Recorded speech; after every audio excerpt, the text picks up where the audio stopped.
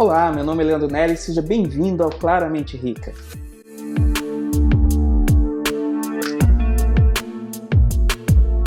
Nesse vídeo eu vou mostrar para vocês os melhores fundos de logística, na minha opinião. Eu vou mostrar todo o processo que eu uso para acompanhar e para ler, para escolher os melhores fundos de investimento. Eu vou focar aqui só nos fundos de logística para a gente ter uma ideia de como é que a gente pode fazer isso, ok? Então acompanha aí. Então eu estou aqui no site Funds Explorer e eu vou fazer uma pré-seleção aqui dos fundos imobiliários. Então venho aqui em ferramentas, ranking de FIIs e vou fazer uma seleção dos fundos que eu quero. Eu só quero dos fundos de logística, então assinalo aqui logística.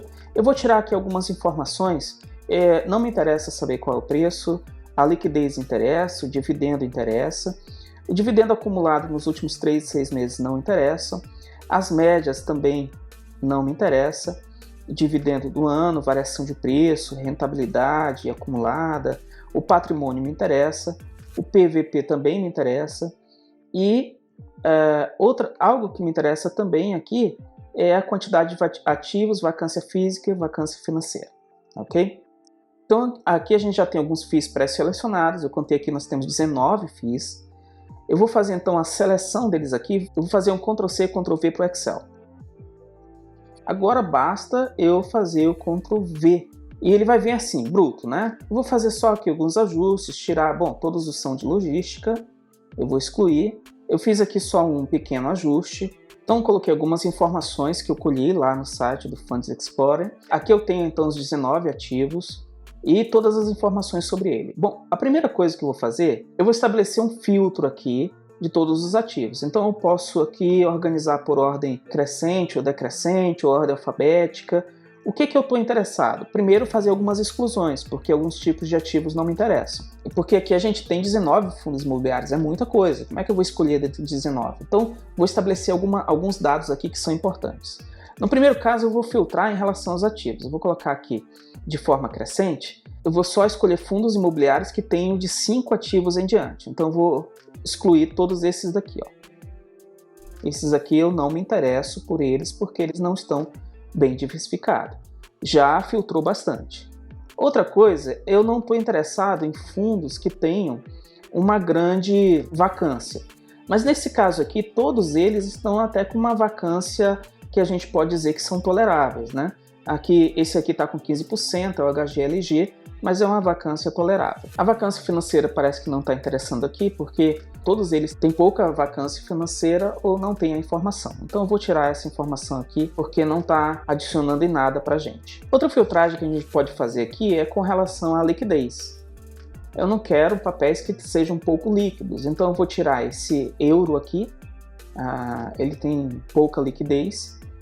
Esse outro aqui, FIIP 11B, ele também está com 515 aqui de liquidez. Vamos tirar esse aqui só para a gente diminuir um pouco mais. Ok? Então a gente deixou todos aqueles que têm mais de 1 milhão de liquidez diária. O DY mensal e anual eu só estou deixando só por uma informação, porque isso aqui é um retrato mensal. Aqui ele é até mais importante, porque ele mostra que foi pago anualmente. Então todos eles estão pagando acima de 5%, exceto o Alzirão aqui, né? Que está pagando 4,93%, mas aí também dá para tolerar. Outra organização que a gente pode fazer para determinar uma ordem de estudo são esses outros aqui, ó. Eu posso definir uma ordem crescente de PVP para ver aqueles que estão num valor melhor de negociação. Então veja que aqui primeiro tem o LGCP e o GGRC. O primeiro com 5 ativos. E o segundo com 15 ativos. Opa, então eu vou olhar esse segundo aqui porque ele tem uma quantidade maior de ativos, a vacância financeira dele está 0, ele não tem vacância financeira, então ele está 100% ocupado, todos os 15 ativos, ele está num PVP interessante para um fundo de logística, ele paga um bom dividendo anual, ele tem um bom patrimônio líquido e o que ele pagou no último mês de dividendos também está em linha com o mercado e está muito bom. Tem uma boa liquidez, então vamos para ele, vamos olhar. Então clicou lá, a gente já tem algumas informações sobre ele aqui. Olha só, GGRC11, Copév Renda Fundo Imobiliário, Fundo de Investimento Imobiliário, ele está R$ 121, pagou 68 centavos de rendimentos, e o que dá 0,54% de dividend yield. Muito bom para o fundo imobiliário. Vamos olhar como é que foi a cotação desse fundo nos últimos nos últimos anos. Então você vê aqui que a tendência, se eu pegar aqui a primeira cotação em 2017 até hoje, R$120, ele tem uma tendência crescente. Ele estava crescendo bem até que veio a crise lá de março de 2020, que fez a cota do fundo bater R$94. Depois ele recuperou, aí daqui a gente pode até começar a estudar o que aconteceu. Olha só, ele estava em 150, 148, R$150, de repente teve uma queda. Mas que queda é essa? O que aconteceu? Então, primeiro você anota que queda é essa, novembro, 6 de novembro de 2020. Vamos lá para baixo aqui no Funds Explorer, que a gente provavelmente vai encontrar um motivo para isso. Então, vamos ver aqui, novembro. Aqui tem um fato relevante, vamos ver que fato relevante é esse. Então veja só, esse fato relevante ele está falando aqui sobre a quarta emissão de cotas de fundo. Que são mais de 2.200.000 cotas. Vamos ver outras informações aqui. Colocação, público-alvo.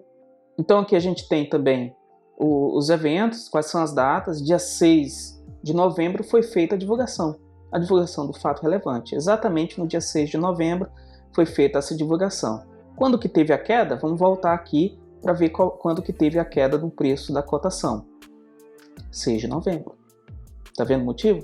Quando foi anunciado o fato relevante, a cotação ela caiu.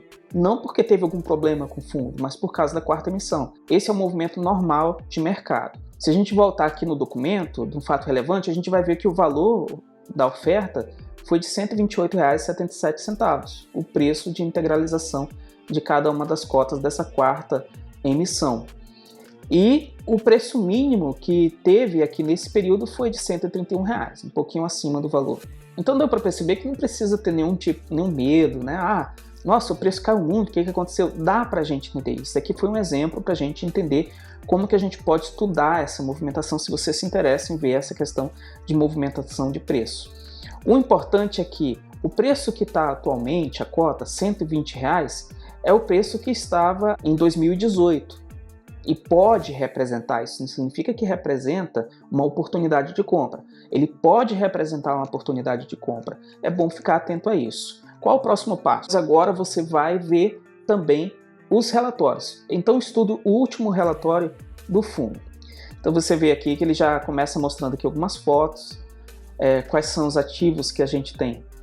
100% são contratos atípicos e a gente vê aqui quais são as empresas que estão pagando o aluguel para o fundo, né? Então você tem a Ambev, a Camargo, Hering, Nicei, Suzano, Santa Cruz, São Miguel do Iguaçu, Nicei, que tem a farmácia aqui também na minha cidade, e todos os contratos são atípicos, né? O que é uma proteção para o investidor.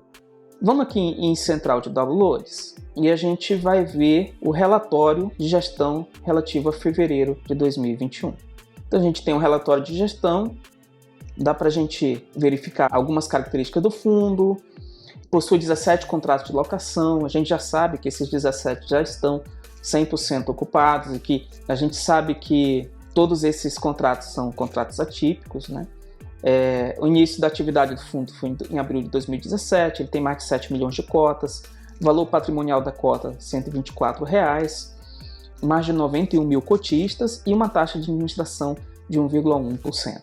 Dá para a gente também ter uma ideia do fluxo de caixa do fundo imobiliário, a receita de locação. A gente vê, por exemplo, que em 2020 ele teve uma receita de locação de mais de 63 milhões e meio de reais, uma receita de renda fixa de quase 3 milhões de reais, totalizando mais de 66 milhões de receita e 11 milhões de despesa, sendo que ele distribuiu 56 milhões de reais. A gente vê também o histórico de distribuição de rendimentos, talvez aqui em fevereiro foi a menor distribuição de rendimento nos últimos tempos. O resultado por locatário, então aqui a gente tem todos aqueles locatários que a gente viu, a receita, as despesas e aí o resultado, o peso que cada um dos locatários teve com relação ao valor distribuído. Legal aqui que eu estava olhando que eles colocam quantos cotistas tem por estado. Eu moro em São Paulo, mas meu estado natal é o Acre. E ele tem 0,1% dos cotistas no Acre. Olha aí, o Acre está investindo, né, no fundo. E aqui o tipo de receita para cada um dos das regiões. A gente vê que é o fundo que tem 15 ativos e que está bem diversificado em quase todas as regiões, só a região norte que ficou de fora, que não tem nenhum ativo do fundo. Outro fato interessante, 38,43% das empresas que estão locando os galpões logísticos são do setor logístico e o restante do setor industrial. E aqui a diversificação no que diz respeito a ramos de atividade, como metalurgia, química, papel celulose, têxtil, alimentos, comércio, agronegócio. E o índice de reajuste, que ele é importante para a gente. O índice de reajuste, na maioria dos contratos aqui, mais de 90% dos contratos está em IPCA, tem também INPC e GPM. E os vencimentos dos contratos, eles estão acima de 2025. É claro, é um fundo novo de 2017, né? Esse fundo, ele não terá problemas até 2025. Em 2025 é o vencimento do contrato, não significa que a empresa que está no galpão vai sair do galpão. Mas mesmo assim isso representa 16% dos contratos, certo? Que vão vencer em 2025.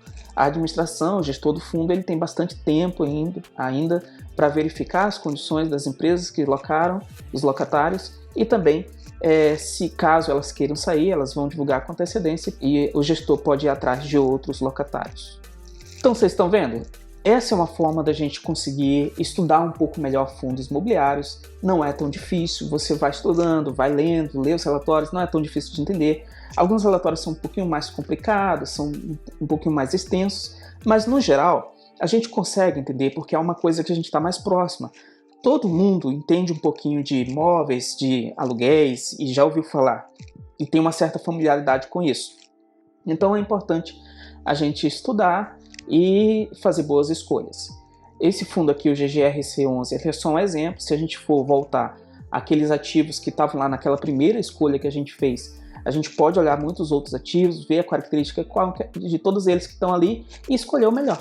Então é isso, pessoal. Espero que tenham gostado do vídeo. Aproveito para fazer o convite para você curtir, compartilhar, comenta aí o que você acha dessa forma de escolher fundos imobiliários, o que você achou desse fundo imobiliário que eu apresentei aqui, você já tem ele, fala da sua experiência e assiste os vídeos que estão aparecendo aqui, e você vai gostar do nosso conteúdo. Nos vemos no próximo vídeo, valeu, falou!